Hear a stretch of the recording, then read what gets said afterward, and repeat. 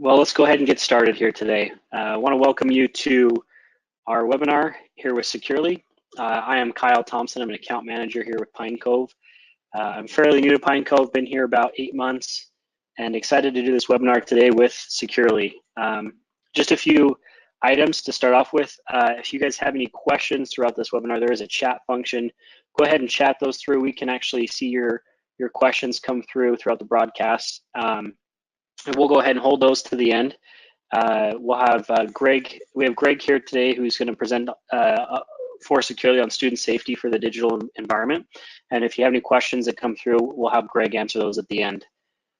Just want to thank you all for jumping on this with us today. Just to kick off, I want to talk to you a little bit about Pine Cove. A lot of you already know Pine Cove or have met Pine Cove over the years, but just a quick recap, Pine Cove has been working with school districts and with educational institutions since 1993. We have a pretty wide territory that we are starting to cover. As you can see here on our map, we have engineers in a variety of different cities, a few different states, and we are growing.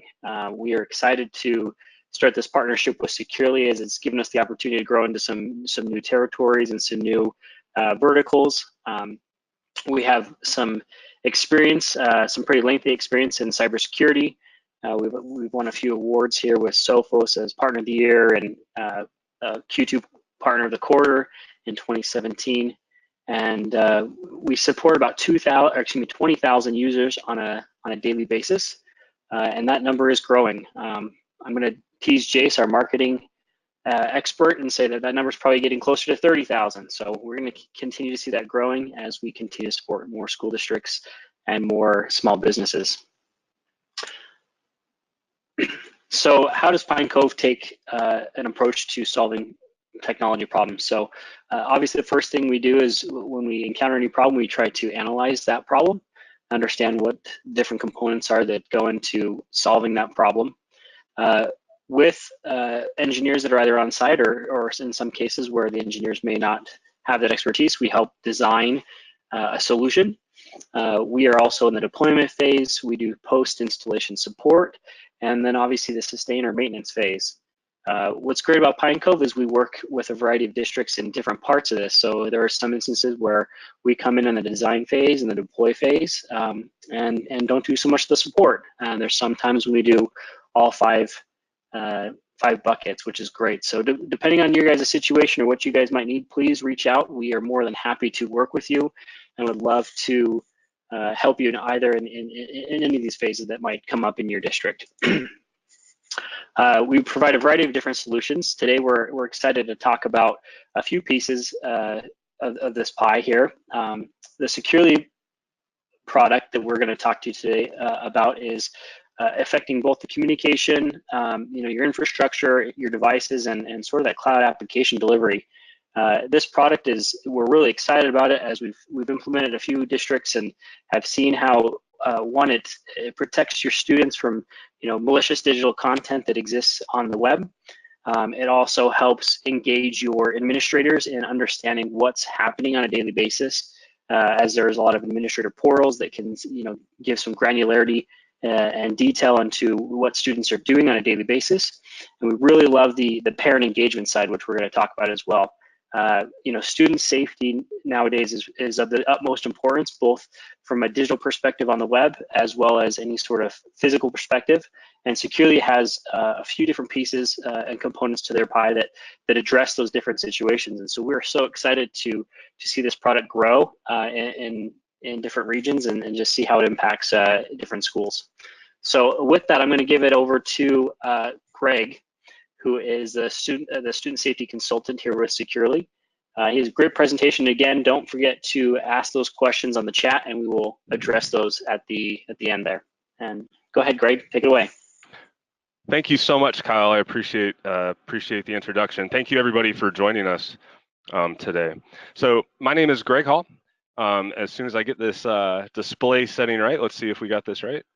How's that look? Is that showing up appropriately, Kyle? That is, yep, go ahead. Okay, great, thank you. My name is Greg Hall. My role with Securely is K-12 safety consultant, and I'm part of a team of customer support specialists that work hand in hand with our filtering customers, not really on the technology side of what Securely does, but on the practical application of the resources that Securely provides. So I'm excited to share some of those special features and resources with you today, focusing first on our filtering product, what is built into our cloud-based web filter in regards to early warning detection for students who might be at risk, and increasing communication and supervision by partnering with parents. And then we'll talk a little bit about the other side of the house, the email, the Google Docs and Drive side of the house, and what we provide to help you ensure that kids are properly supervised in that environment as well. And we'll wrap up with our 24-hour live human monitoring offering, which we provide as well. So to frame this just a little bit, I'm certainly preaching to the choir, I'm sure, with this audience, but the idea that we're faced with, or the challenge that we're faced with now in education, is very much that kids are in two environments usually simultaneously throughout the day and oftentimes at home. They're in our physical environment and they're in the digital environment on our devices that we provide for them. And it is certainly ingrained in us in education, the importance of early detection of kids in distress, the importance of supervision to minimize impulsive behavior, supervision to allow early intervention at the first signs of trouble. We get that in education, and we get that in the physical environment very well. It's why we supervise our classrooms and the hallways and the cafeterias. But the challenge is, how do we then supervise this digital environment where kids are engaging with one another, communicating with one another, exploring individually? How do we keep them safe in that environment? And so I joined Securely in July of 2017 after 20 years in education, 6 years as a high school principal. And I joined Securely very much because I was intrigued by these features. It answered, as we went one-to-one at my high school, where we had 1,500 students, as we went one-to-one with Chromebooks, the solutions and resources provided by Securely really answered some of those pressing questions that we dealt with. Before I dig into the parental integration piece, I do want to speak a little bit about the early warning detection that we have within our web filter. And all of these pieces that we talk about today, I really kind of put under the umbrella of early warning detection and then appropriate supervision of students in that digital environment. So the early warning detection that we provide is called flagged activity, and that is built into our cloud-based web filter. And what that means is if a student is using a school-issued device and is searching for or visiting a website related to suicide or self-harm or violence, we are able to send a real-time alert to whichever school administrators you would like to receive those at that child's school. So for websites visited that we have categorized as being related to suicide, self-harm, and violence, searches done, and we also will alert for any Facebook or Twitter messages, status updates on Facebook, tweets on Twitter. We're able to scan those, use an emotional sentiment algorithm that doesn't rely purely on keywords, looks at the actual context of what's being written, and send that real-time alert. So administrators that have the benefit of securely filtering the devices at their school have access to that early warning system, where we're going to send a real-time alert and let you use your professional judgment to decide if further intervention is needed for that student. In addition to that, within Securely, we have a feature called the Securely Home app. We previously used to call it the Parent Portal. That was before we had actually developed the app for this, but since releasing the app, we now refer to this as the Securely Home app for parents. This really falls under both the early warning detection and the supervision headings as far as keeping students safe. And what this does is allows schools to partner with parents and allow parents to see their child's online activity, allows parents to see reporting, essentially unique to their child from the school issued device. It gives the web filtering and student safety data, including flagged activity that we provide for administrators. It also has some additional features which allows districts to give parents some control of devices when they go home, have some say in how those devices are filtered. So I'll spend the first few minutes of this afternoon sharing with you what this Securely Home app looks like, and then we'll move on and talk about the email side of the house as well. So I am really proud to share that we have over 1 million parents that have this feature provided for them from school districts. We just crossed the millionth parent mark last week. And this is something that we recommend our school districts communicate this to their parents and roll it out to all of their parents. And we help you with that. We help you with every step of the rollout. It has three main features. The first is the activity feed within the app, which is going to show 30 days of search history, videos watched, websites visited, all of the reporting that you would expect as an IT admin. We're able to provide that for parents. It's highly customizable in that you can decide what you want parents to see in that reporting. That's specific if you're sending devices home. You can decide to show parents everything, what takes place at school and at home, or just what takes place off campus. We also provide the flagged activity for parents as well. So if a student is searching for or visiting websites or posting about suicide, self-harm, violence, or bullying, we're able to not only populate that within the app for parents, but we can send parents a push notification as well. Again, this is an item within the app that's customizable by the school district. You do not have to leave the flagged activity in there for parents, but most of our school districts do. And then the third piece is specific to school districts that are sending devices home. In addition to filtering off campus and allowing visibility into what the child is doing on the device for parents, you can also, if you choose, allow parents to have some control over the filtering policies when that device is off campus as well. And then the final piece, the plug and play hub, which will appear within the app if you want. It can also be removed from the app if you choose. This is points parents towards our consumer product that provides this same functionality, the same filtering and reporting that you get through the app for the school issued device. It allows parents through a subscription service to provide that same level of filtering and control for personally owned devices within the home. The activity feed itself is really the meat and potatoes of this feature. And the idea here is put information that's specific and actionable and relevant and consistent in the hands of parents and allow them to use that information as needed. It provides 30 days of filtering activity. If parents have multiple children in your district, they will just have one interface and they can select from a drop-down menu of all activities which child they would like to view the activity for. We will show parents, again, the same level of reporting that the school IT admin or school administrators can see. We'll show them everything that a child has been blocked for, anything they've successfully accessed, what they've searched for. Again, I mentioned we have over 1 million parents that have been using this, and the feedback over the past 2 years has been really incredible and positive from parents and school districts that have rolled this out.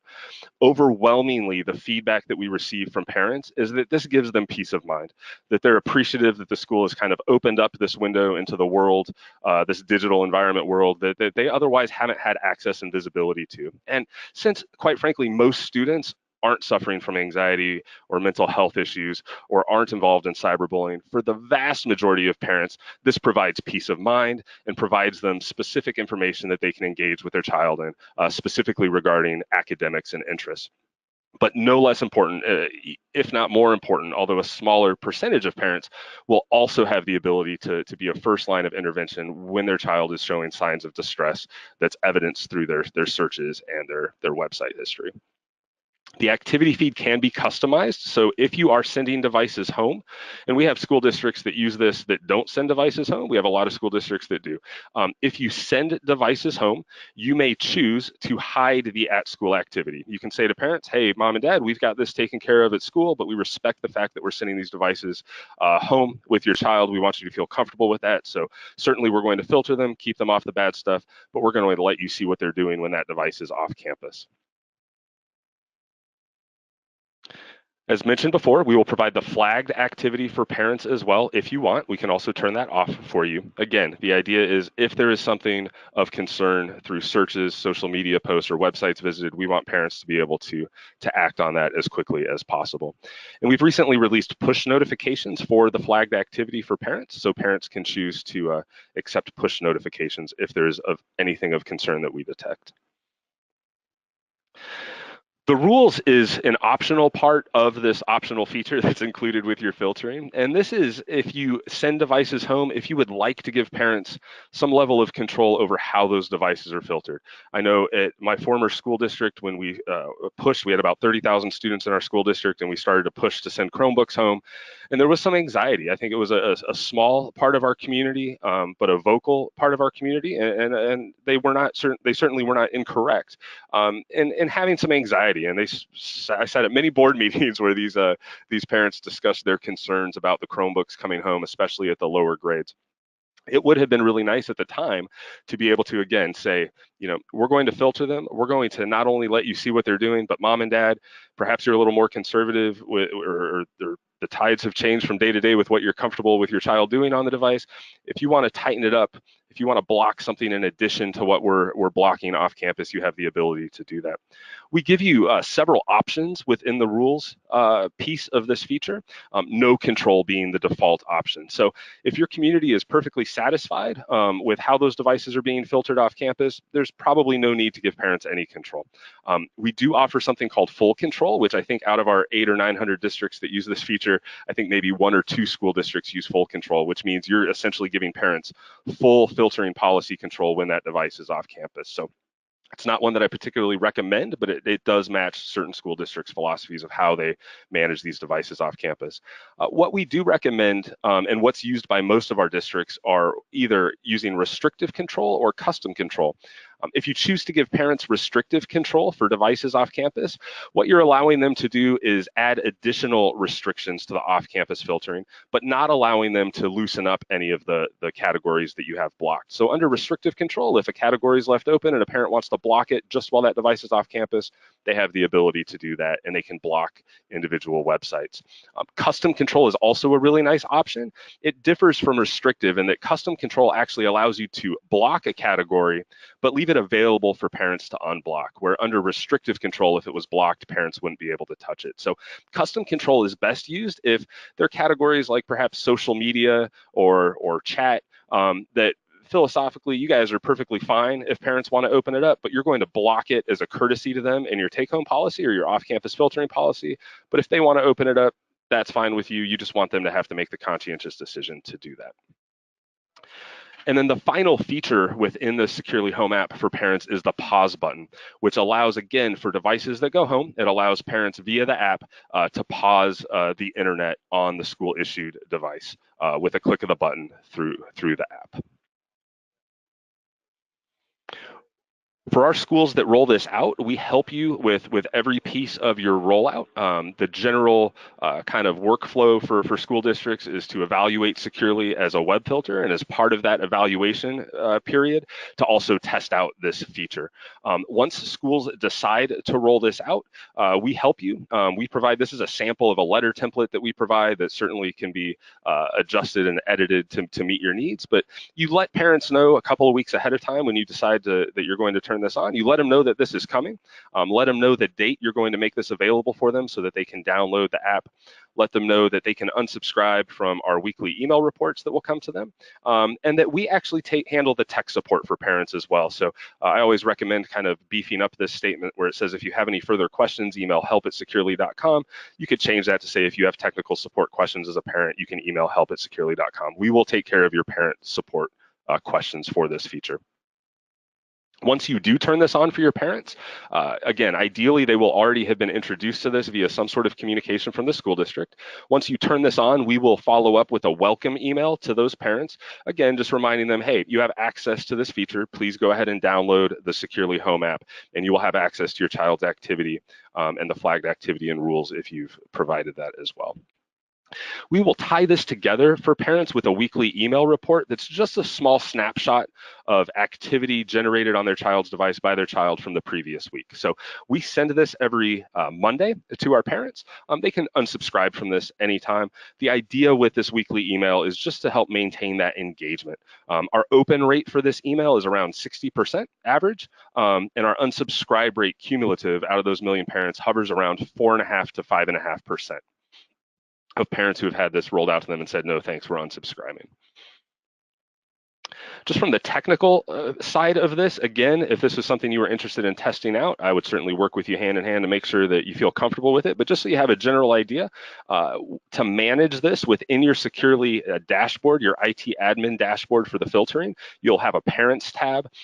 In that Parents tab, you do a CSV upload of parent and student name and email information, and that's how we map the parent to the student. And so this process can be done manually by just exporting that information from your SIS, or if you're testing it out with just a few parents, just manually entering their information into the CSV and just dragging and dropping that into this enrollment bar. Most of our schools, after they test it out, however, will automate this process through an FTP, and we have a guide that will assist you in doing that, so that CSV will update and sync, not sync, but it will update once a week or every other day, whatever you determine is best. It'll pull that data from your SIS, so you don't have to touch it. Once you've uploaded your CSV, there's only two configuration options that you need to worry about. You go to your settings, again, through your Parents tab. You decide at the top, if you're sending devices home, what level of control, if any, you'd like to give to your parents. And then at the bottom, you decide what level of visibility you want parents to have. If you do not send devices home, you're going to want to make sure that Show All Activity is shown. Our school districts that choose Show All Activity, whether they send devices home or not, take the approach that they like the idea of increasing communication with parents, sharing with parents what's going on school issue technology throughout the day. They like the idea of using parents as another set of eyes to help keep kids on task throughout the day. The idea that 7th grade Johnny is less likely to search for impulsive things that might get him in trouble if he knows when he goes home, mom or dad are going to be able to have a conversation with him about that. When school districts do send devices home, sometimes they say, we're going to start a little more conservative. We like the idea of being transparent, but we're not ready to quite be that transparent. So we're going to start by just showing home activity only. And those school districts, again, the talking points to parents are, we've got this covered and monitored throughout the school day, but we're sharing that responsibility with you when these devices go home, and we want to be able to give you that visibility. So we'll show you the reporting that takes place off campus. Or some school districts do a kind of a hybrid model where they show parents off-campus activity, or home activity only, we call it, and then only the educational sites that students access throughout the day. So there's sort of a fit for everybody depending on your comfort level. Certainly anytime you bring parents into the loop and start sharing information with parents, there's conversations that are going to take place. How comfortable are we? How comfortable are our teachers with parents seeing what's going on in the classroom? So as you navigate those discussions, and I'm certainly happy to have those discussions with you and your colleagues, as you navigate those discussions, just know there are options that usually fit all perspectives.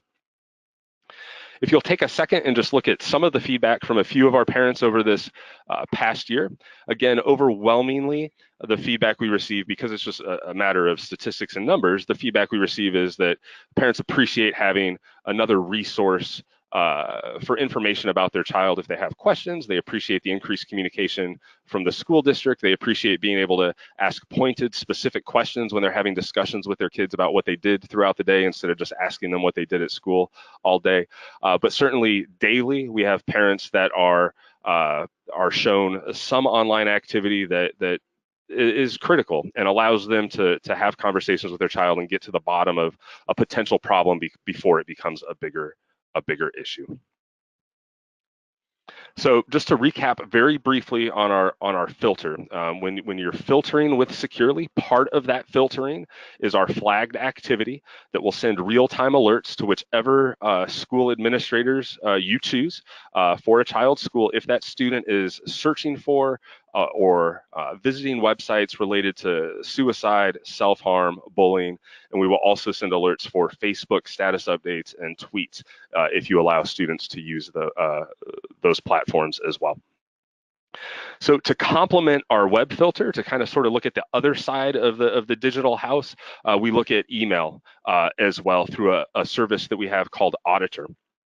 Auditor will scan all of your student incoming and outgoing emails and look for indications of suicide, self-harm, violence, and cyberbullying, and will again alert the administrators or adults at that school that you've chosen, will alert in real time for any emails sent or received that indicate there's an issue with any of these topics.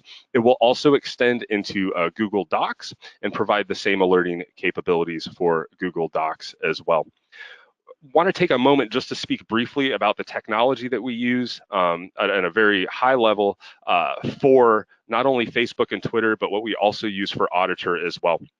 I mentioned briefly that we use an emotional sentiment algorithm or a natural language processing algorithm that is able to, in the absence of a typical keyword, in the absence of that, is able to identify negative emotional sentiment based on the pattern of the words being used and put together, the context of the words and how they're used. So a typical keyword alerting system is prone to a lot of false positives where kids are using language. This example here happens to use the word fat, where kids are using the word or students are using the word fat in a harmless, perhaps academic way, either researching or communicating.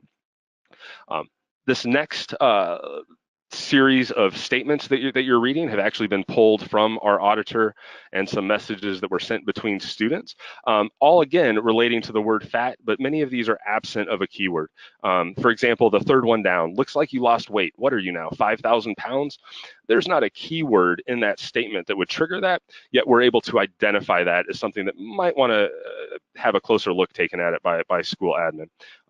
With that, we are also able to discern between somebody threatening violence or somebody just being excited about a sports team, right? So if somebody's posting on Facebook, hey, we're really going to kill the Chicago Bears this weekend, we're able to understand that that's a sports reference, even though it has the keyword, which would potentially flag in certain systems as kill. When Auditor is deployed, again, it will send a real-time alert to the adults that you've chosen at that child's school, and it will include the whole context and email. When you deploy Auditor, again, in your IT admin dashboard, you'll have an Auditor tab that shows up. And this is a little bit of an old screenshot. I need to update this, but we will have the categories that we alert for, which are grief and self-harm, bullying, and what's not pictured here is our violence category, which was the most recently added category. So we will alert to grief and self-harm, bullying, and violence. For profanity itself, profanity used in isolation that's not in conjunction with bullying or harassment or harm or violence. For profanity itself, we will not alert to, but we will populate those emails within your dashboard under the profanity tab so that if you want to take a look at those, if those are of a concern to you, you have the ability to do that.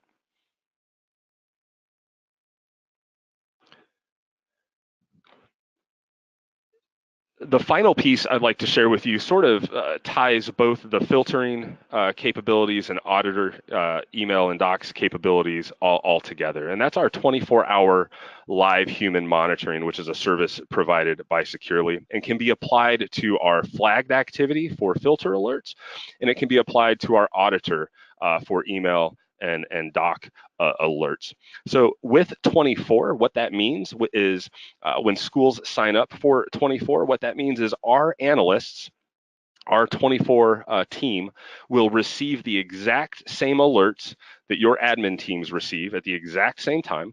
And our analysts are going to run those through a risk and threat assessment to determine the level of credibility and severity of the flagged activity.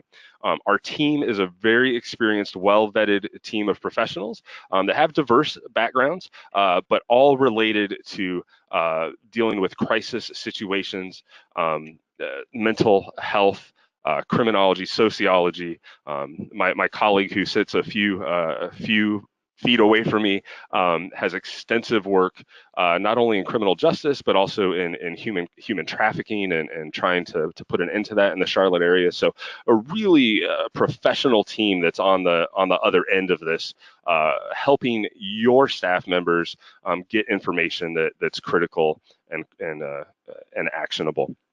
The way 24 works is when you onboard, you essentially provide 2 or 3 contacts per school.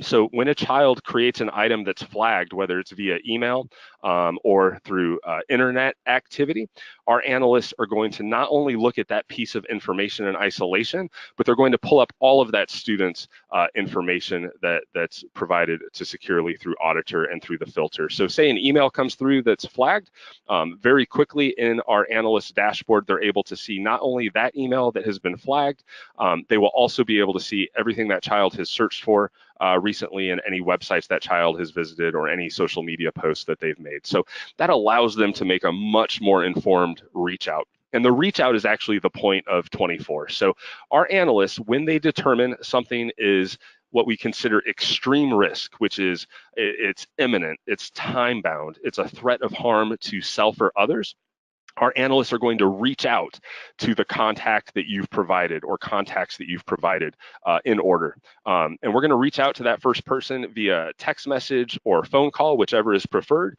until we get an acknowledgement that they've received the notification. Once they acknowledge our analysts' reach out, we will follow that up with an email to that person with all of the context and information that our analysts have put together, so that then you can use your best professional judgment and take the action that you think is appropriate. Again, the extreme risks are going to be items that are imminent, time-bound, threat of harm to self or others. For items that are increased or moderate risk, that are something that seem a little bit concerning, but perhaps are vague and not imminent, not something that can't wait until Monday, but again, something that we think based on our experience, you might want to take a closer look at. We will send those again to you via email from our team, just to make sure that those don't fall through the cracks and that those are taken. People can take a look at those. So a lot of our schools that use 24 will do this without sending devices home, and just like that other set of eyes on that flagged activity, just to help as a reinforcement to their school admin teams, who are oftentimes very busy. And so we'll make those calls throughout the school day. Many of our schools love 24 for those devices going home in the off hours, where there's not an expectation that your school admin team are monitoring these alerts 24 hours a day, 7 days a week. But that doesn't necessarily make anybody feel better if something happens and it's not until Monday that it's seen. So while there's not a liability issue with that, the peace of mind again for admin is if something is super critical and serious, you're going to know about it from us.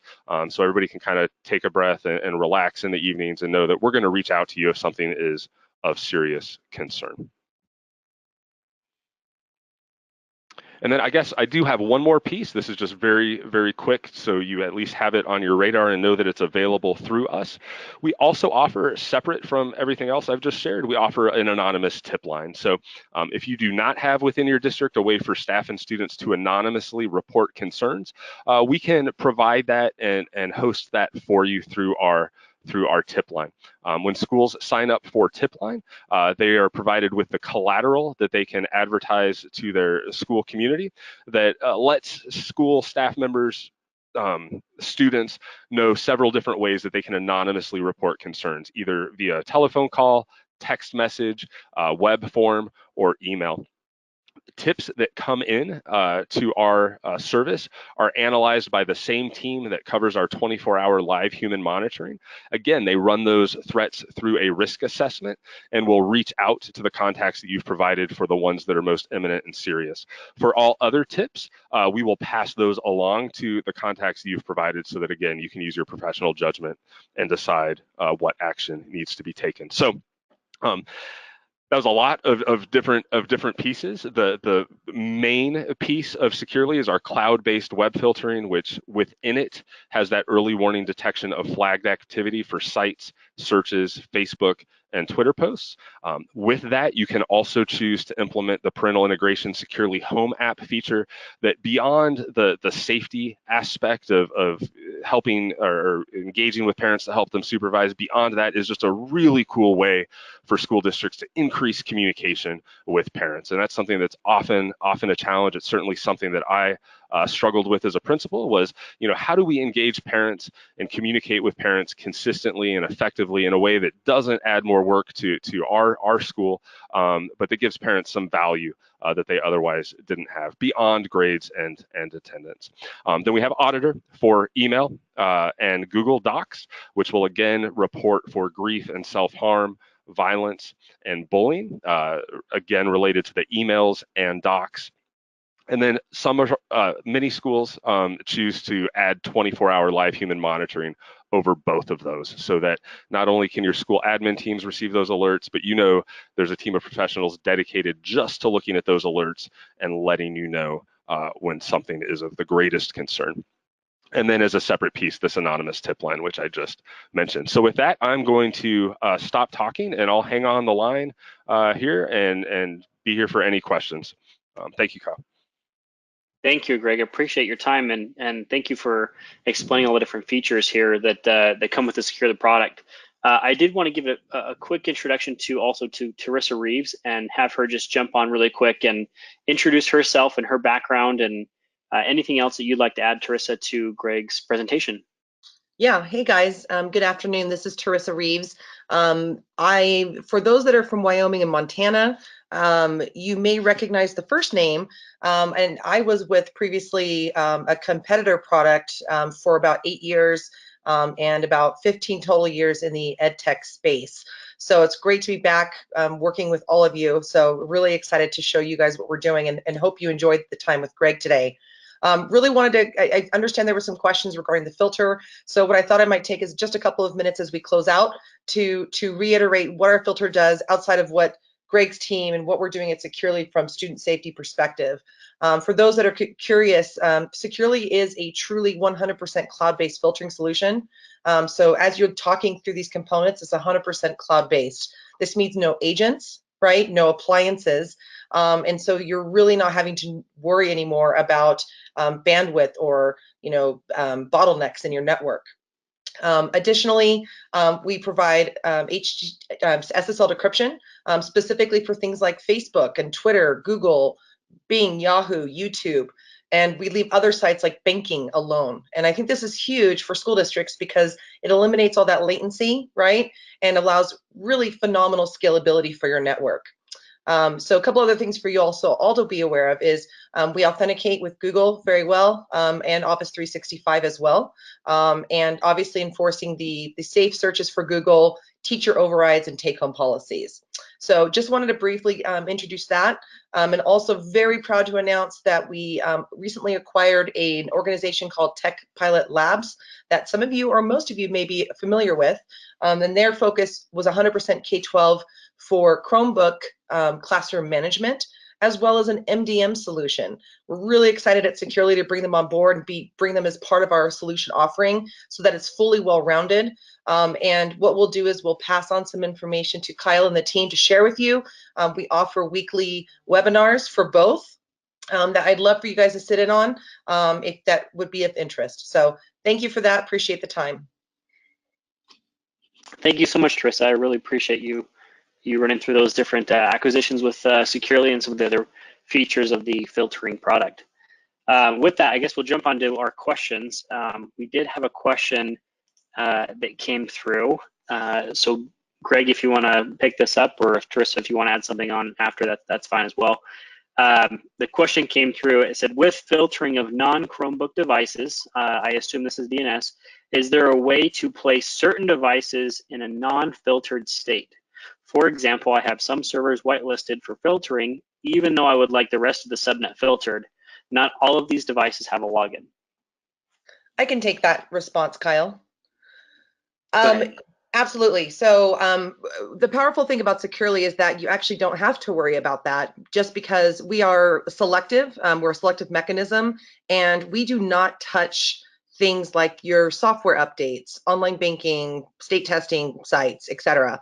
And likely, and we can take this offline, your servers are probably making calls to security software, right? Your Microsoft or domains, HVAC, etc. systems, and these are things that we do not touch at Securely. So if there's something that we have actually categorized, but that needs to go through without filtering, we can actually add that to our global allow list to allow for that to go through, and that'll bypass Securely altogether across all of your OUs within your infrastructure as a global or inherent policy. I hope that answers the question. I think so. I think we have another question in the same vein. So let me read this one here. It says, I understand that an extension would need to be installed on a Chromebook for proper filtering. What about devices that we do not have the ability to deploy an app extension? An example would be a student's personal device, phone on a guest network that we would want some kind of filter. Correct. That's a great question. So the way that Securely filters, there are 3 methods of filtering that Securely provides. For Chromebooks, you're exactly correct. That's a Chromebook extension that's made available for easy deployment on those Chromebook devices. We also provide a DNS, standard DNS filtering. But the third one, and I think most importantly, the DNS filter, the DNS option is a wonderful option for those guest, I call them rogue or unknown devices, right, that are trying to access your network, Wi-Fi, okay? So those are great for a BYOD program, great for guest network. The third, and the one for school-owned devices for Windows, iOS, Android, is our Smart Pack solution. So this, for those that are technical on the call, this is really kind of, think about the pack file extension that you guys are familiar with, but instead, it actually, we have what we call Smart Pack, which is our patented technology that puts our API and then deployed out, so that it's no longer, you're not having to touch every single device, it's deployed centrally and managed that way. So for school-owned devices that are not Chromebooks, we use Smart Pack. For guest BYOD rogue devices that are using your network, then it's going to be a DNS filter. Thank you, Teresa. I appreciate that. Greg, I have one for you here. The last question we have here is the auditor portion of Securely part of Securely, or is it an add-on to the feature sets? Yeah, that's a really great question. So we have a base feature Auditor, which is actually free. And so we call that Auditor Lite, or I guess just our free version of Auditor. So that's something that if you do not have anything monitoring your email currently, you can deploy that tomorrow or this afternoon if you wanted to. It's limited in its functionality in that the free version will just scan incoming and outgoing Gmail messages and will alert to one individual. So where the premium version of Auditor will extend into Google Docs and will allow for that delegated reporting and alerting to go to multiple staff members at each school. It will also include, it should be ready at the beginning of this summer, our nudity detection for nude images that are either attached to emails or saved in Drive. So that will be another aspect. So there is a very basic form of Auditor, which is completely free and provides the same alerting, but it will just go to one person and be limited to the email only. And then there's a premium version, which can be purchased separately. And will extend into Google Docs and include nudity images and that delegated alerting. Thank you. The last question we have is if I have some kind of filtering agent, say an iBoss or some other filter in place, would Securely be something that would replace that, or is this more of something in addition? And Teresa or Greg, I don't know who wants to take that one. I'd be happy to take that one. So it really depends on the infrastructure. So I have a couple of stories and case studies where we have completely replaced, obviously, the existing, for instance, as an example, iBoss solution entirely. But we've also had situations where we have set up filtering for those that want to utilize us for the mobile filtering element only and remain with their current filter for on-prem devices. It does require us to have a good sit down to understand your infrastructure and how your environment is set up, but we can absolutely be flexible in that more of a collaborative environment for those districts that need that. Obviously, we're going to be a benefit for, you know, on-premise and off-site filtering, but I'm a little partial, so. Well, thank you so much for answering those questions, guys. To everyone who's out there on the call, we will have this recorded, we have recorded this webinar today, and so we'll be actually pushing this out to you guys as early as Monday. So if you have any administrators that were unable to join with us today, please have them go through and watch this. We'd love to have them be engaged. I don't think this is something that comes from the technical side, and it's not necessarily a product that is going to be used or have some backing in the district just straight from the from your IT director role. This is something that needs to be engaged from an administrator level, from a principal level. We want to make sure that everyone is engaged with this type of product because it impacts them all. It's not really something that's squarely on your shoulders. And we do have a great offer today from Securely. Teresa has authorized us to give you guys a 30-day demo, full access to the suite so that you guys can run with it and actually see how it works in your environment. So if you want to take advantage of that, please reach out to either myself or to Brandon Van Cleve or Brandon Bassett, any one of us over here at Pine Cove, and we would love to set up another call individual with you to get that demo running for you and talk to you about any other questions that you guys might have. We really appreciate your time today. And again, if you have any questions, concerns, or want to do that demo, please reach out to us. And we want to thank the Securely group for joining us today. Thanks, everyone. Thank you. Everyone have a great afternoon.